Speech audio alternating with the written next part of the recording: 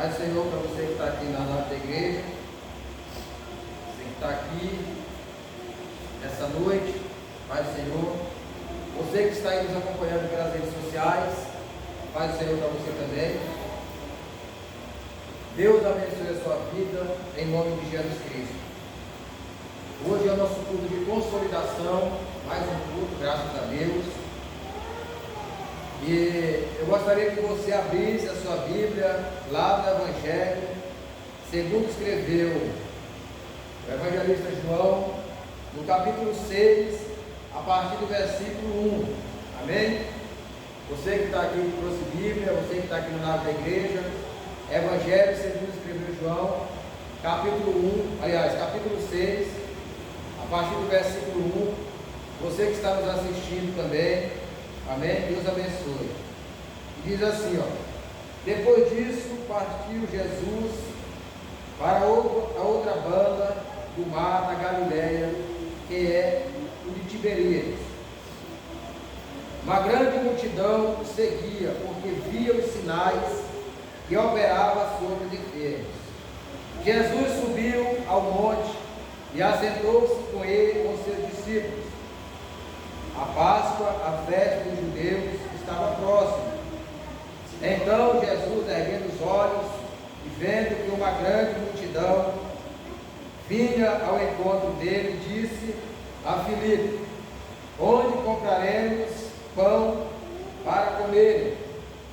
Ele, porém, disse isto para testá-lo, porque sabia o que tinha de fazer. Filipe respondeu, dizendo: 200 dinheiros de pão não serão suficientes para que cada um deles tome um pouco. Um dos seus discípulos, André, irmão de Simão Pedro, disse: está aqui um rapaz que tem 5 pães de cevada e 2 peixinhos. Mas o que é isto para tantos? Jesus disse: fazei assentar os homens. Havia muita relva naquele lugar. Assentaram-se, pois, os homens em números de quase 5.000. Jesus tomou os pães e, havendo dado graças, partiu aos discípulos, repartiu-os aos discípulos, aos que estavam assentados, igualmente também os peixes, quanto eles queriam. Quando já estavam saciados, disse a seus discípulos: recolhei os pedaços que sobraram, para que nada se perca. Recolheram-nos, pois, e encheram 12 cestos de pedaços dos 5 pães de cevada que sobraram aos que haviam comido. E vendo, pois, aqueles homens o sinal que Jesus fizera, diziam: este é verdadeiramente o profeta que haveria de vir ao mundo. Sabendo, pois, Jesus que haviam de arrebatá-lo para proclamar o rei,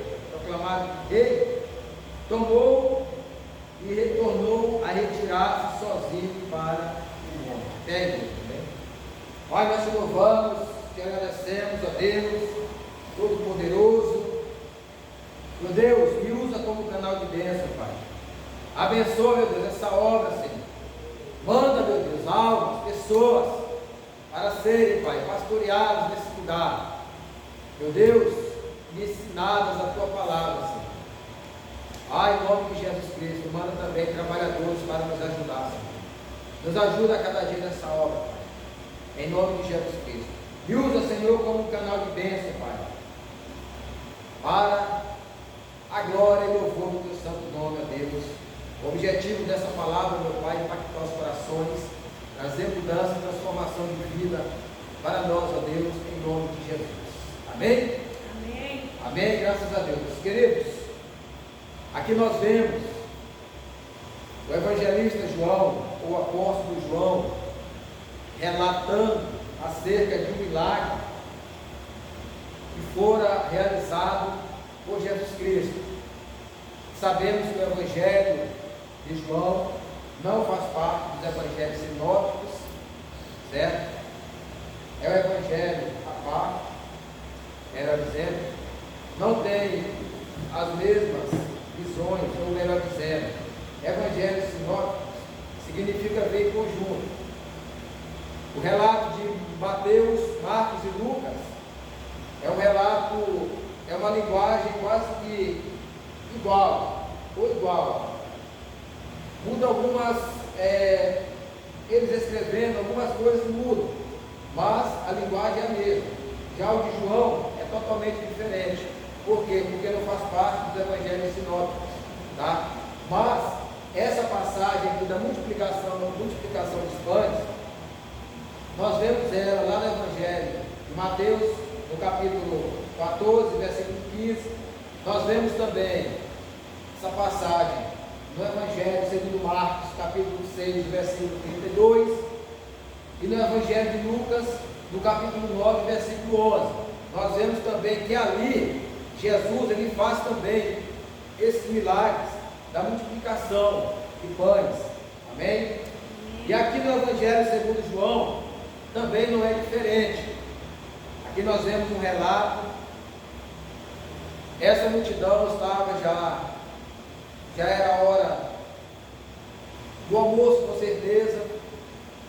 Quando Jesus está ensinando ali, ele olha para aquele tanto de gente. Ali tinha velhos, crianças, adultos, todo tipo de pessoas. Ali eu acredito, irmãos, que Jesus, quando ele olhou para aquela multidão, ele fez o quê? Ele se compadeceu, ele ficou porque sentiu misericórdia dela, daquela multidão, porque ali ele olhou, não tinha nada para aquele povo comer, para se alimentar. E o que acontece aqui, ó? Depois disso, ó, depois de quê?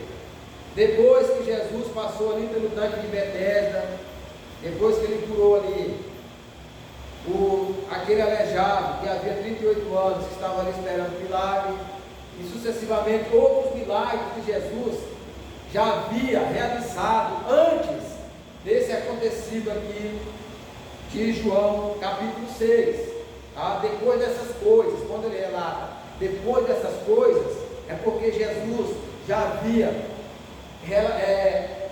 realizado outros milagres.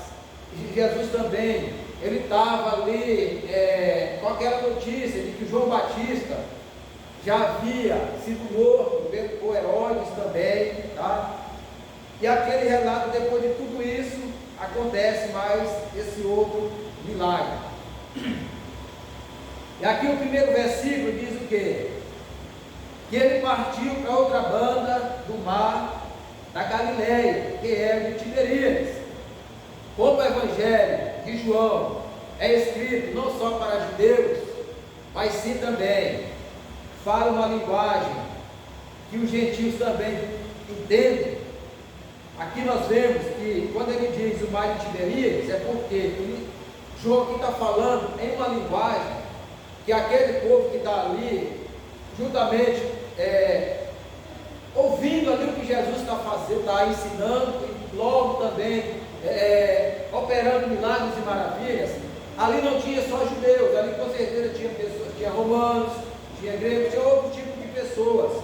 E João ali usa esse linguajar para quê? Para explicar para os romanos, dar uma explicação para que eles entendessem que esse mar era o mar o quê? Não é o mar de Tiberíades. Por quê? Porque os romanos conheciam esse mar da Galileia aqui como o mar de Tiberíades. É por isso que João usa essa expressão.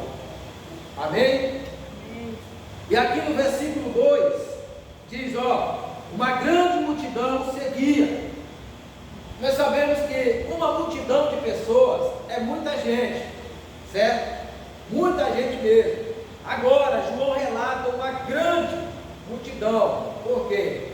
Porque era gente que, há quem diga aqui, pessoal, uns falam em 10 mil pessoas, outros falam em quase 20 mil pessoas que estavam aqui reunidos, ouvindo Jesus e vendo ele operar milagres.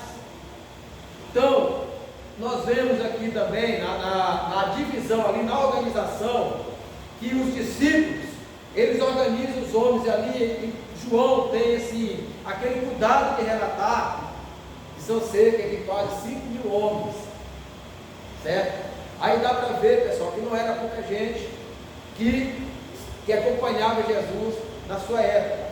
Outro fato interessante, aqui nós vemos que Jesus, ele já está aqui na segunda, se nós formos adiantar o texto, Jesus ele está aqui na segunda festa dos judeus. Aqui provavelmente Jesus já estava ali dentro de 2 anos de ministério público, quando nós entendemos que ele já estava ali, era a segunda festa dos judeus, ele já viu que 2 anos que estava já anunciando ali o reino de Deus, ali executando o seu ministério público. Nós entendemos que faltava apenas 1 ano para Jesus morrer, para cumprir aquilo que ele veio para cumprir, que foi a missão. Amém? Aqui é só ali uma introdução para nós entendermos melhor o texto.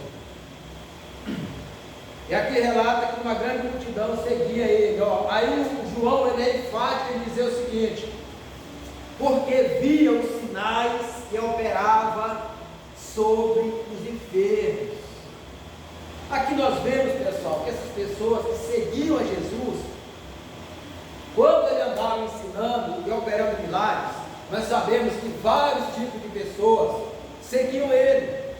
Ali tinha os curiosos, os religiosos e realmente aqueles que estavam ali porque acreditavam, criam que ele era realmente o Messias enviado por Deus. E tinha também aquele tipo de pessoas que seguia ele apenas pelo alimento terreno.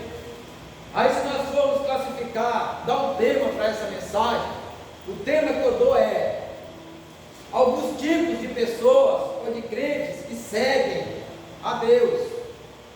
Aqui nós iremos classificar esses tipos de pessoas, tá?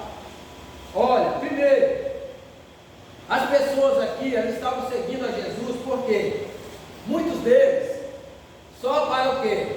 Para presenciar os sinais que ele operava na vida dos enfermos. Ou seja, aqui, né, no versículo 2, nós classificamos aqui como o tipo de pessoa, são os curiosos, aqueles que iam só para realmente ter certeza se Jesus mesmo fazia aquilo que o povo comentava, com certeza, ali na cidade de Jerusalém, nas aldeias, por onde Jesus andava, pessoas comentavam: rapaz, tem um homem aí que ele veio lá de Belém, ele veio da Galileia, esse homem opera milagre, esse homem faz maravilha. Rapaz, o povo está dizendo que ele é o Messias, que ele é aquele que foi prometido por Deus, pelos profetas, pelos salmos e pela lei de Moisés. Aí, pessoal, esse povo, ouvindo isso, o que eles faziam?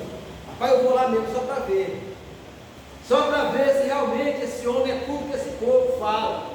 Aí é onde entra o quê? Os curiosos, aqueles que estão ali apenas para saber se realmente você é usado por Deus, se você é usada por Deus.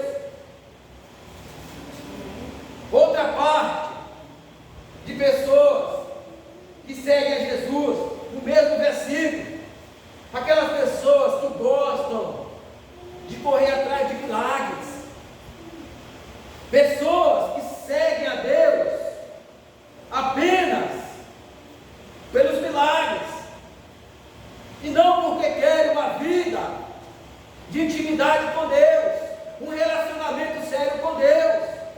Pessoas que são viciadas em sinais, em milagres.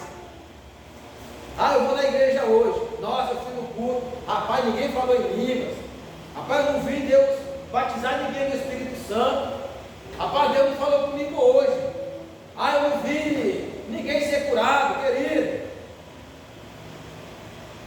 Não é errado, não é errado nós queremos que Deus opere milagres, não é errado queremos que Deus opere maravilhas, não é errado não, mas só que o Evangelho, ele não se define só em milagres, e nem em realizações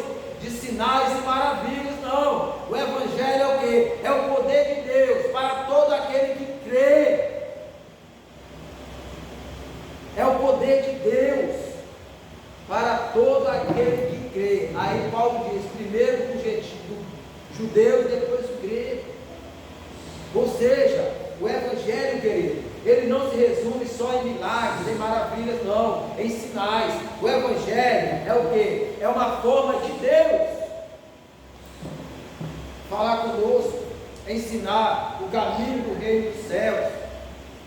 O Evangelho é algo que Deus deixou para que o homem fosse instruído acerca do reino de Deus, do caminho dos céus. O Evangelho está aqui não só para curar pessoas, ou seja, o Evangelho é o quê? É algo que Deus deixou para que o homem recebesse instruções de como ele pode viver uma vida reta diante de Deus e receber a salvação. Muitas dessas pessoas estavam aqui não porque Jesus é o caminho, é a verdade, é a vida e tem poder para salvar, é o dono da salvação, não, mas apenas para presenciar milagres.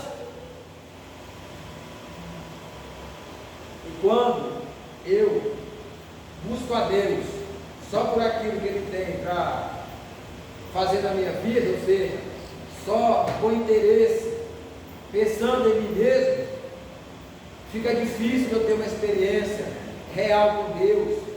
Quando eu falo experiência, eu não falo assim, Deus, eu vou ver um milagre, Deus vai fazer um milagre, não. A experiência que eu digo é o encontro verdadeiro com Cristo e uma transformação de vida, sermos nova criatura. Se eu estou na igreja apenas buscando milagres, apenas buscando sinais, apenas porque Deus vai fazer, vai. Não, eu tenho que buscar a Deus, porque Ele é Deus, Ele é digno de ser adorado. Aleluia! Porque se eu buscar Deus apenas pelo que Ele tem para me dar, é difícil de eu ter uma intimidade mais aprofundada com Ele. Mas eu preciso buscar Deus, porque eu quero ter a minha vida transformada. Eu quero ser um novo homem, uma nova criatura, assim como diz lá em 2 Coríntios 5,17, que aquele que está em Cristo, nova criatura é, e as coisas velhas já se passaram, e tudo se fez novo. Aleluia! Então, querida, você que está aí nos assistindo, nas redes sociais, você que está aqui na nave da igreja, nós temos que buscar o Senhor pelo que Ele é, e não pelo que Ele tem para nos oferecer. Amém? Amém. Pessoas que seguem a Cristo, muitos seguem, não pelo que Ele é, mas pelo que Ele tem para oferecer. Ou seja, muitos de nós estamos buscando a Deus só apenas por interesse, só apenas por as coisas dessa vida, apenas por coisas terrenas, querer conquistar apenas aqui. Eu vou buscar Deus porque eu quero que Ele abra uma porta de emprego para mim, que eu preciso trabalhar. Eu vou buscar Deus porque eu não casei ainda, a idade já está avançada, eu preciso casar. Eu vou para a igreja buscar Deus para ver se Ele me prepara uma varoa, uma mulher para mim, para eu me casar. Eu vou buscar Deus porque o meu... Ei, é errado? Não, não é errado. Mas o objetivo, o propósito maior de Deus não é nos abençoar só nessa terra, não, com coisas terrenas. Não, Deus quer nos dar algo mais. E esse algo mais é o quê? É a vida eterna, é a salvação. Deus quer que nós vivamos a eternidade ao seu lado. Glória a Deus. Aleluia. Pedro pergunta para Jesus: glória, sentir a presença do Espírito Santo. Senhor, nós deixamos tudo para te seguir. O que ganharemos com isso? Aí Jesus vai e responde para Pedro: Pedro, nessa vida, 100 vezes mais, mas no século vindouro, você ganhará a vida eterna, meu amado. Ei, Deus, Ele não quer nos abençoar só com coisas terrenas, não.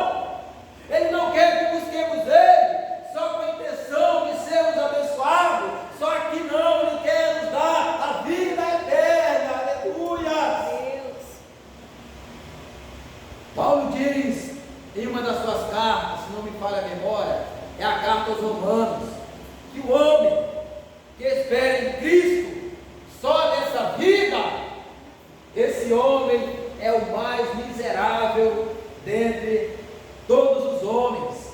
Então, querido, nós temos que o quê? Almejar não só as bênçãos terrenas, mas também as bênçãos celestiais, porque Paulo, escrevendo a carta aos Efésios, ele diz que o Senhor já nos abençoou com todas as bênçãos celestiais em Cristo Jesus. Glória a Deus. Aleluia!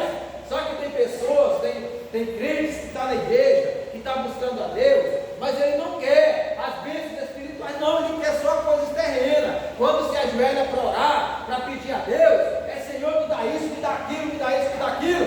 Esquece da vida espiritual, de pedir mais intimidade com o Espírito Santo, se aprofundar mais em uma vida com Deus. Então, uma grande multidão seguia, olha, porque via os sinais que operava. Essas pessoas estavam aqui apenas para ver os sinais que Jesus operava.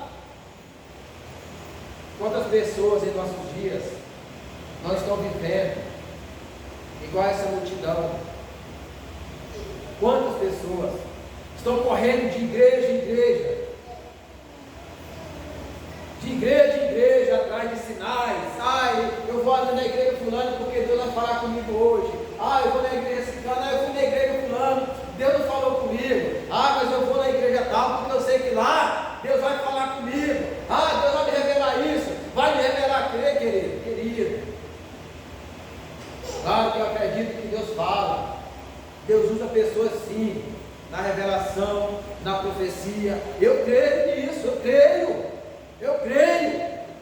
Só, meu amado, que quando nós estamos viciados nessas coisas, nós já estamos sendo taxados como religiosos. Crente é o crente pernilongo, que suga ali, suga lá, e no final das contas, é de igreja em igreja atrás de profecia e revelação. Mas no final das contas, esse crente, essa pessoa não recebe nenhum cargo de igreja nenhuma. Por quê? Porque não se firma. Nós temos o quê? Que nos firmarmos em um lugar. Às vezes Deus está falando através da palavra, o pregador está pregando, e Deus está falando com você. Querido, você que está nos assistindo, você que está aqui na nave da igreja, olha, eu tenho algo para dizer para você nessa noite. Deus, Ele não fala com você, não é só através de profecias e nem de revelação, querido. Entenda uma coisa, nós precisamos entender, Deus fala também através da ministração da palavra, usando os pregadores, a qual Ele levantou para pregar a sua palavra, anunciar o Evangelho. Ele fala também através de os pastores que Ele mesmo chamou, meu amado. Amém? Louvado seja Deus. Presta atenção para a exposição da palavra. Versículo 3. Ou melhor dizendo, né? 3, 4 e 5. Jesus subiu ao monte e assentou-se ali com os seus discípulos. A Páscoa, a festa dos judeus, estava próxima. Então Jesus, erguendo seus olhos, vendo que uma grande multidão vinha ter com ele, disse a Filipe: onde compraremos pão para comer? Aqui, meu amado, nós vemos a preocupação de Jesus com aquele povo que estava ali, seguindo a ele. Mesmo aquele povo estando ali apenas por causa dos sinais, mas ainda assim, Jesus se importa com eles. Por quê? Porque são seres humanos, são criaturas dele, e ele se importa com essas pessoas, ele se preocupa com a necessidade delas. Olha, irmãos, agora aqui eu quero abrir aqui um parênteses para falar algo para mim e para você, querido. Olha, essas pessoas que estavam aqui apenas buscando a Cristo, seguindo a Ele por causa dos sinais que Jesus operava, e Jesus ainda se preocupa com elas. Agora imagina, você que é fiel a Deus, você que é fiel ao Senhor, será se Ele não vai se preocupar com você? Será se Deus não vê as suas necessidades e não se preocupa?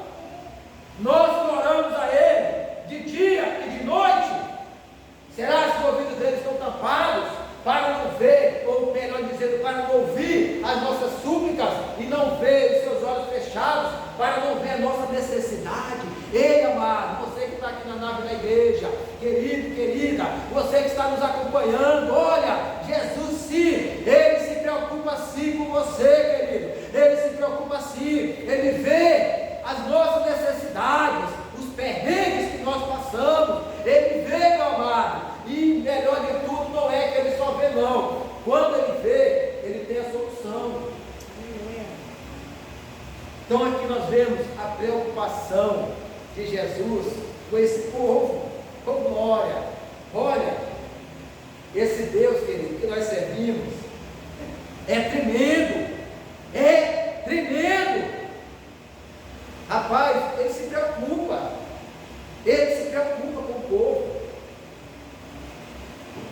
O povo está ali naquele alvoroço, mas Ele se preocupa. Filipe, o que nós iremos, Filipe, fazer para arrumar comida para esse tanto de gente? Aí no versículo 6 diz assim, ó. Ele pergunta, né? Erguendo os olhos, onde compraremos pão para comer? Aí no versículo 6 diz assim: ele porém disse isso para testá-lo, porque bem sabia o que tinha que fazer. Irmãos, em certos momentos da nossa vida, Jesus vai ter momentos, melhor dizendo, na nossa vida, ou na nossa caminhada com Deus, que Jesus ele vai nos testar, Ele vai testar a nossa fé, meu amado. Ah, mas eu já ando há 20 anos, 30 anos, 50 anos com Cristo. Mas vai chegar um momento que Ele vai testar a sua fé, vai testar a minha fé. Esses homens aqui, ó, andavam com Ele, com Jesus, viu os milagres que Jesus já havia operado desde o começo, tudo aquilo que Jesus tinha feito. Mas aí Jesus testa aqui Filipe, dizendo: Filipe, aonde nós iremos comprar comida para esse povo, Filipe? Aí no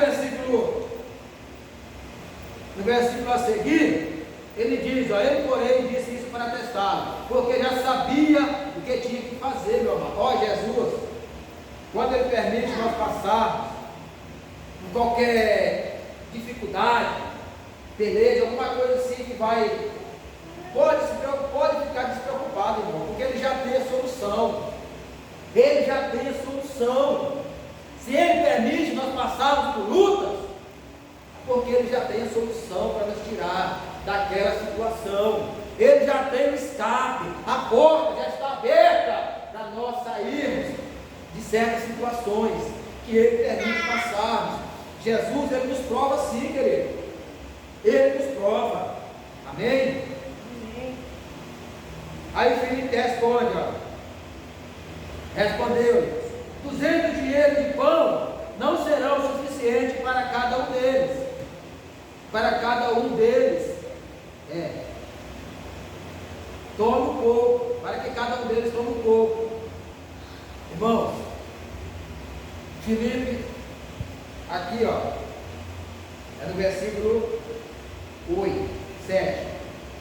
Aqui Filipe já andava aqui.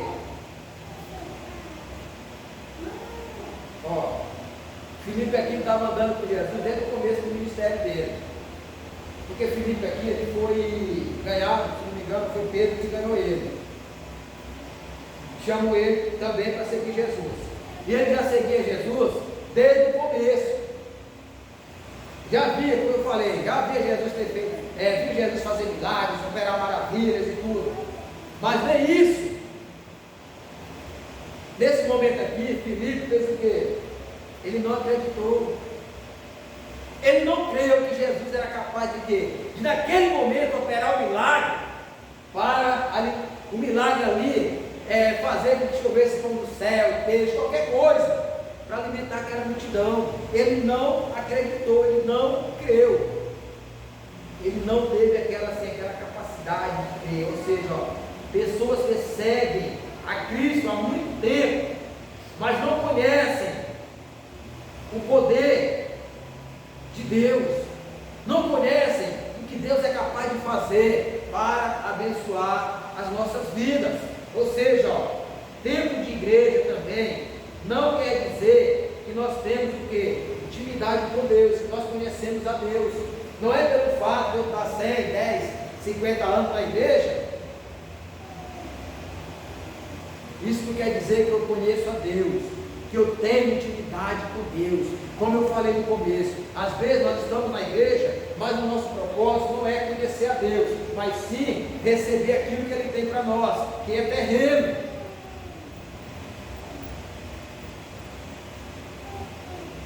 Então, o tempo de igreja não quer dizer que nós vamos conhecer a Deus. O que vai nos fazer conhecer a Deus é o quê? É buscarmos ter um relacionamento mais íntimo, mais sério, mais aprofundado com Ele. E termos uma experiência com o próprio Deus. Amém? Amém. Aí aqui, ó, quero lembrar para nós, o povo estava ali no deserto, passou 40 anos no deserto. Lá no Egito, o povo já tinha visto Deus mandar 10 pragas para castigar Faraó juntamente com o seu povo. Mas quando Deus usa ali através de Moisés, né? Moisés que vai libertar o meu povo. Quando Deus tira o povo de lá, que eles vão, e quando eles chegam na beira do mar, que eles se deparam com aquele mundo de água, do lado e do outro, montanhas, que não tiver tal encurralados. Quando eles olham para trás, Faraó e seu exército, melhor dizendo, ali, meu amado, eles esqueceram de tudo aquilo que Deus havia feito lá no Egito.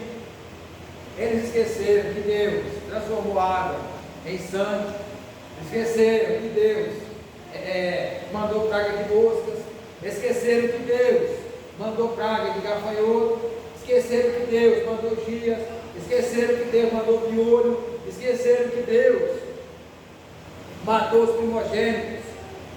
O Faraó, ali ele já havia esquecido de todos os milagres que Deus havia realizado lá no Egito. Sabe por quê? Porque quando nós estamos, como é que eu posso usar a expressão? Quando nós estamos encurralados, quando nós estamos enfrentando lutas, pelejas, quando nós estamos em uma situação crítica, aí nós esquecemos de tudo aquilo que Deus lá atrás fez em nossas vidas, milagres, realizou milagres, fez e aconteceu em nossas vidas. Aí nós esquecemos que Deus é poderoso também para nos tirar da situação. É isso que acontece conosco. Então, por isso que eu falo, o tempo de igreja não significa que eu tenho intimidade com Deus, não. Porque intimidade com Deus é o quê? É nós nos resguardarmos ali no nosso íntimo, buscar Ele. Aí o irmão, né, a irmã, eu estou indo para a igreja segunda, terça, quarta, quinta e domingo. Eu estou indo para a igreja de domingo a domingo, domingo a domingo. Tem pessoas, querido, que está igual aquela igreja que Jesus repreende lá no livro do Apocalipse, que diz: olha, eu reconheço as tuas obras, tem trabalhado duramente, mas uma coisa você tem esquecido, o primeiro amor. Muitas vezes nós estamos tão enfiados na igreja, trabalhando, fazendo coisas.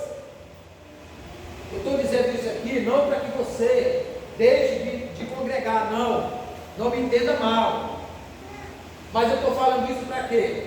É porque, pessoal, nós achamos que fazendo coisas para Deus, isso é ter intimidade com Ele.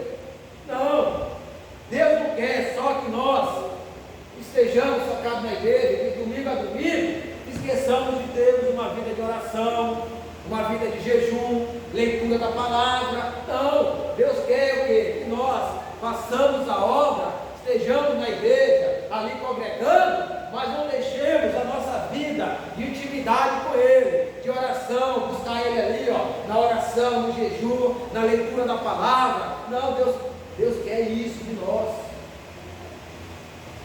Porque às vezes, queridos, nós ficamos tão bitolados, esquecemos de orar, ler a Bíblia, esquecendo de jejuar, tudo isso.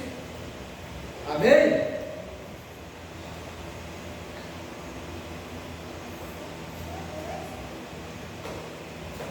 Para nós corrermos. Aí no versículo 8 e 9 diz assim: um deles apresenta a solução. Mas um deles apresenta a solução. Ele diz assim: olha, Senhor, ali tem um rapaz que tem 5 pães de cevada e 2 peixinhos. Olha, aqui tem algo que eu quero falar. O porquê que João, ele é enfático em falar, em escrever, dizendo que os pães são de cevada. Sabe por quê?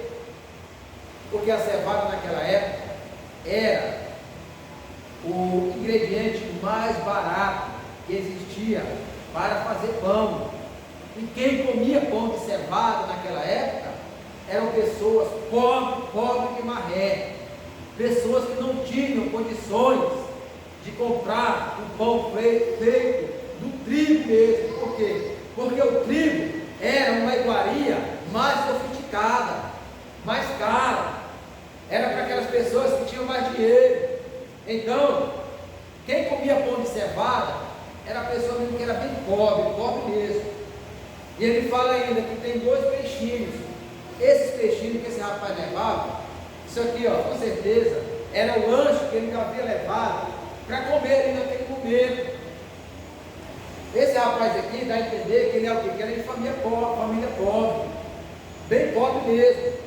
Esses peixinhos aqui, vamos dizer que eram 2 peixinhos pequenos, secos, né? Salgado e seco, que ele levou ali, que era um ponto. Na hora que chegasse a hora do almoço, ele comia ali, almoçar. Esse rapaz aqui também dá a entender que ele era o que? Ele era um camponês. Amém?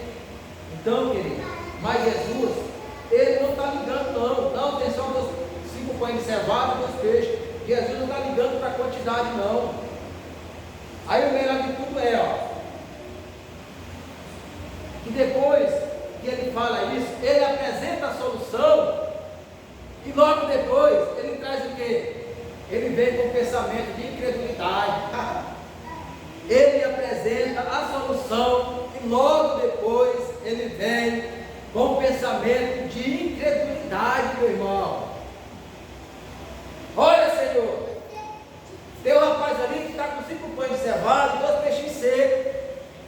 Mas o que é isso para tanta gente? Ou seja, meu amado, às vezes nós estamos orando a Deus, buscando a Deus em oração, mas nós não estamos tendo fé o suficiente em nosso coração, crendo que Deus é capaz de responder às nossas orações e, de acordo com a sua vontade, suprir aquela necessidade a qual nós estamos pedindo a Ele para que supra. Muitas vezes nós estamos pensando igual esse rapaz, nós temos até a solução, nós sabemos qual é a solução. A solução é o quê? É orar, é buscar a Deus. Quando nós estamos passando por lutas, por pelejas, por perrengues, a solução é o quê? Buscar a Deus, é orar.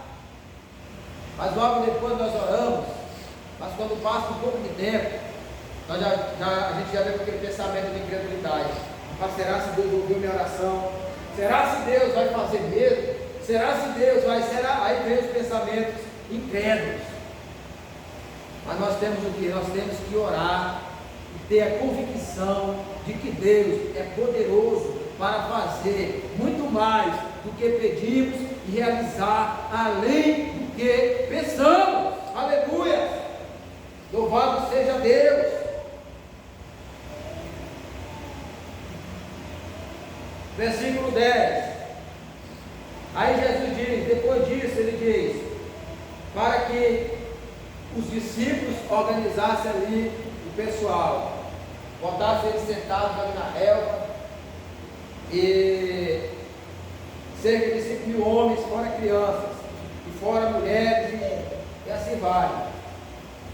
Ali os discípulos estavam organizando ali, cada um no seu lugar. Por quê, irmão? Olha, você já pensou uma grande multidão, todo mundo com fome, o alvoroço que não dá, se não tiver organização. Aqui mostra o quê? Que Deus é um Deus de ordem. Não é que nós não temos que fazer a obra de Deus de qualquer jeito. Nós não temos que fazer algo para Deus de qualquer jeito. Aqui mostra também que muitas pessoas querem a bênção de Deus. Muitas pessoas querem ser usadas por Deus, mas estão com a vida toda bagunçada e acham que por isso Deus vai usar elas. Não, Deus está dizendo: olha, põe aí o pessoal em ordem, porque agora é a hora que eles irão ser abençoados. Se não tiverem ordem, não vai acontecer, não vai ter bênção. Então, organize a sua vida. Se você quer ser usado por Deus, quer ser abençoado, chega para Deus, organiza a vida diante dele. Para nós recebermos algo de Deus, querido, não é assim não. Não é com a vida bagunçada não. Tem que ter ordem. Deus é um Deus de ordem. A obra de Deus tem que ter o quê? Ordem. Não é de qualquer jeito. Ah, maldito é o homem que faz. A obra de Deus trabalha para Deus de qualquer forma. Então tem que ter ordem, meu amado. Isso é o que? É o princípio que Deus estabeleceu para todos aqueles que o servem. Principalmente nós que somos pastores, que estamos à frente da obra de Deus. Tem que ter ordem, tem que ter decência. Isso aqui serve também para dentro de casa. Você que é pai, você que é mãe, tem que ter ordem na sua casa, meu amado. Tem que ter disciplina. Deus é um Deus de disciplina, tem que ter. As coisas não podem ser bagunçadas, não. Dentro da sua casa, e nem na obra de Deus. Amém? Louvado seja Deus. Aleluia. Versículo 11, presta atenção para a exposição da palavra. Versículo 11. Aí, Jesus, ele faz aquela oração, ele diz: Pai, graças te dou. Ele ora e agradece a Deus por aquilo que tem ali naquele momento. Ali nós vemos no começo, lá no meio, que eram apenas, no versículo 8, 9, que eram apenas 2 pães, aliás, 5 pães e 2 peixes. Mas Jesus, ele não ligou para a quantidade, ele não ligou para a simplicidade. O que ele fez? Ele deu graças, agradeceu a Deus por aquele povo que ele tinha.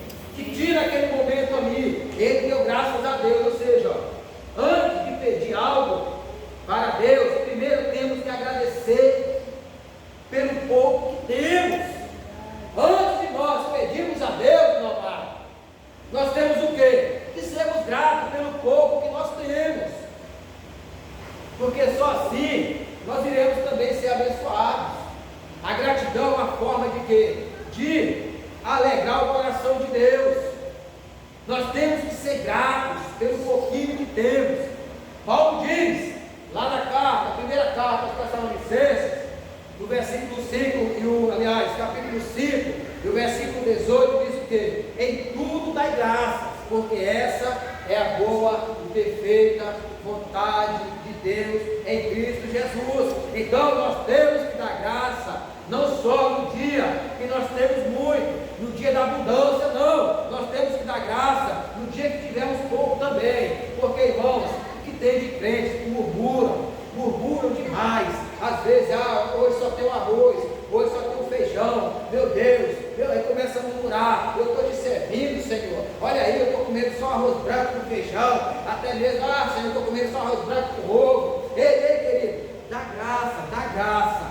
Dá graça, sabe por quê? Porque tem pessoas que nem isso tem para comer. Tem pessoas, querido, que nem o pão, nem o café tem para tomar de manhã cedo. Aí o crente acorda cedo, aí lá só tem a garrafa de café e um punhado de farinha.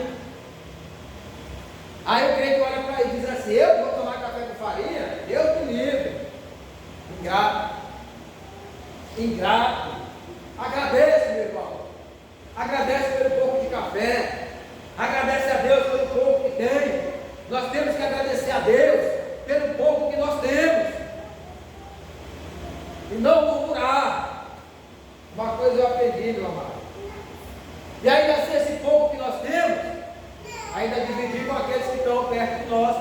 precisando que eu tenho.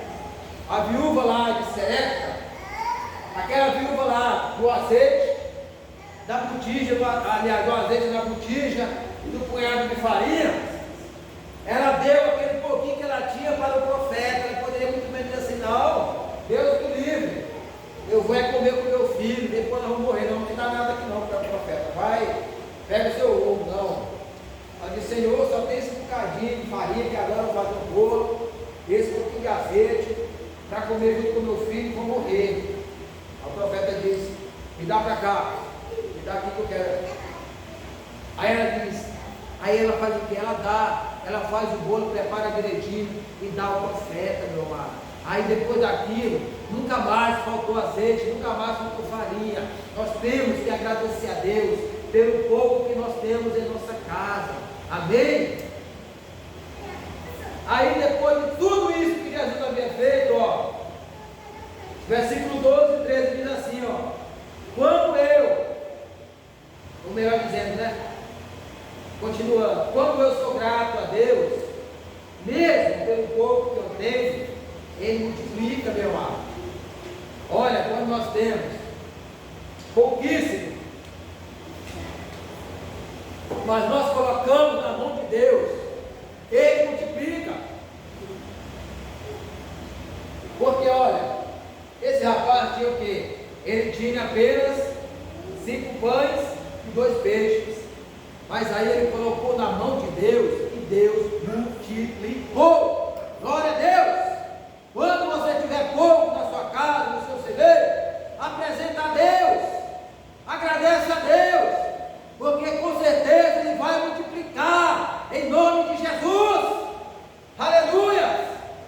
Em vez de procurar, nós temos que colocar nas mãos de Deus, porque tudo que é pequeno, que é pouco, quando nós confiamos a Deus, colocamos na mão dele, Ele faz crescer, Ele multiplica. Aleluia! Glória a Deus!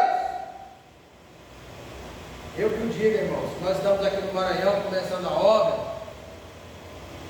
e começo de obra é só Jesus na causa, mas nós já colocamos nas mãos de Deus, e com fé nós cremos que Ele vai multiplicar, vai dar o crescimento, em nome de Jesus Cristo. Amém? Louvado seja Deus! Para nós entrarmos para a conclusão, glória a Deus. Ó, depois de Jesus ter feito aqueles milagres, todo aquele acontecido, aí o povo olha para ele e diz: esse é o verdadeiro profeta que havia de vir da parte de Deus, bora fazer ele rei. Aí Jesus, ó, sai de mansinho por ali, querido. Sabe por quê? Eles tentaram tirar Jesus do foco, e o propósito de Jesus naquele momento não era ser proclamado rei, porque ele não veio para isso. O propósito dele ali era o quê? Era salvação dos perdidos e mostrar o caminho da salvação a todo aquele que crê, o caminho do reino dos céus. O propósito de Jesus nessa terra foi vir o quê? Resgatar e salvar aqueles que haviam se perdido. Aí eu vou provar para você dentro da Bíblia, aonde é que isso está escrito. Se você falar em Lucas 19:10, você vai ver que o próprio Jesus, quando Zaqueu ali, quando ele chega ali, quando ele está naquela conversa com Zaqueu, que todo mundo está ali, mas ele está conversando com o pecador, olha, ele diz que é santo, ele diz que é filho de Deus, está conversando com o pecador. Aí Jesus responde: o Filho do Homem não veio resgatar, aliás, o Filho do Homem não veio para o justo, mas sim resgatar e salvar aqueles que haviam se perdido. Aleluia! O propósito de Jesus Cristo na terra não era ser proclamado a rei naquele momento, não. O propósito dele era esse: ensinar o caminho do reino de Deus, do reino dos céus, o caminho da salvação aos perdidos. E você, será se você está realmente, será se nós estamos realmente no propósito, ou nós estamos deixando com que pessoas com propostas diferentes nos tiram do propósito? Olha, Jesus, ele não vivia por propostas, mas sim pelo propósito. E eu e você, nós temos que viver não pelas propostas, mas sim pelo propósito, pela missão a qual Deus confiou para mim e para você. Amém? Fica de pé em nome de Jesus. Então, meus amados, em meio a tanta, como é que eu posso dizer, fragilidades humanas, em meio a tantas debilidades humanas, dificuldades, mas ainda assim, isso não foi o suficiente para que Jesus não realizasse o milagre ali naquele lugar, e todos aqueles homens e mulheres e crianças fossem abençoados em nome de Jesus Cristo. Em nome de Jesus Cristo, as nossas fragilidades não vão definir a ação de Deus em nossas vidas, ou seja, as nossas fragilidades não vão impedir o mover de Deus em nossas vidas, é ao contrário, vão fazer com que sejam realizados em nome de Jesus Cristo, amém? Louvado seja Deus. Assim eu agradeço a minha rica e poderosa oportunidade em nome do Senhor Jesus Cristo. E você que crê que está aqui, glorifica Ele nessa noite, em nome de Jesus, amém? Louvado seja Deus, glória a Deus.